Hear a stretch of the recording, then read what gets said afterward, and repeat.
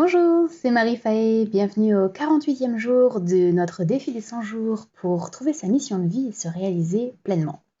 L'exercice du jour s'intitule « Développer la vision de votre mission de vie » et s'inspire des personnages de Bob Proctor et Napoléon Hill, dont je vais vous mettre des liens vers leurs vidéos en description. Lilou nous rappelle que la mission de vie est ce qui nous fait nous lever et sortir du lit tous les matins. C'est notre raison d'exister, notre raison de vivre, et que la vision de notre mission de vie est le comment nous allons réaliser notre mission sur le long terme. Alors, c'est probablement moi qui suis fatiguée. Peut-être que mon mental commence à se lasser du défi, mais je trouve ça très très abstrait, et en plus l'exercice du jour consiste à répondre à une série de questions auxquelles j'ai l'impression d'avoir déjà répondu. Du coup, ça me donne pas du tout envie de jouer le jeu. Genre, qu'aimez-vous vraiment faire? Enfin, déjà répondu. Quelle est votre vision de votre mission?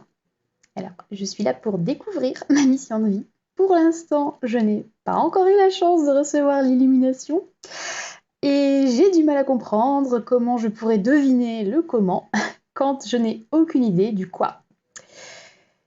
Comment voyez-vous votre mission de vie se développer dans le temps? Obi-Wan Kenobi. Que pourrait-elle inclure? La réponse D. Si je passais le restant de mes jours à faire quelque chose, qu'est-ce que ça serait? Ah, voilà une question intéressante. Alors, là, comme ça, je sais pas. Mais je vais la garder dans un coin de ma tête, cette question, parce que je la trouve très pertinente. Le cahier d'exercice précise qu'on peut se garder de côté toutes ces questions, jusqu'à tranquillement trouver les réponses un jour ou l'autre. Alors personnellement, je ne vais pas m'encombrer. Je ne vais garder que la dernière question. Et je profiterai d'une prochaine vidéo pour vous donner ma réponse dès que j'en aurai une idée plus précise. Côté tarot, j'ai tiré la carte de la plénitude. La plénitude qui représente un personnage seul, silencieux et très attentif. Son être intérieur est empli de fleurs d'une qualité printanière qui vivifie tout sur son chemin.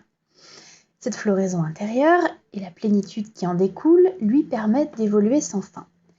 Ce personnage peut ainsi se déplacer dans n'importe quelle direction, vers l'intérieur comme vers l'extérieur, car sa joie et sa maturité ne dépendent pas d'événements extérieurs. Il a le cœur centré et en expansion. Ce sont toutes ces expériences de la vie qui l'ont conduit à cette perfection. Lorsque cette carte apparaît dans un tirage, elle représente un cadeau offert à celui qui a travaillé dur. Ses efforts sont récompensés.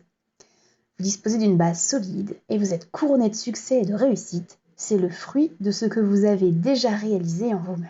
Alors, je ne sais pas comment je dois le prendre, vu que cette carte sort le jour où je n'ai pas travaillé dur. Voilà, ce sera tout pour aujourd'hui. Je vous dis à demain pour le 49e exercice du défi. D'ici là, prenez soin de vous. Bye!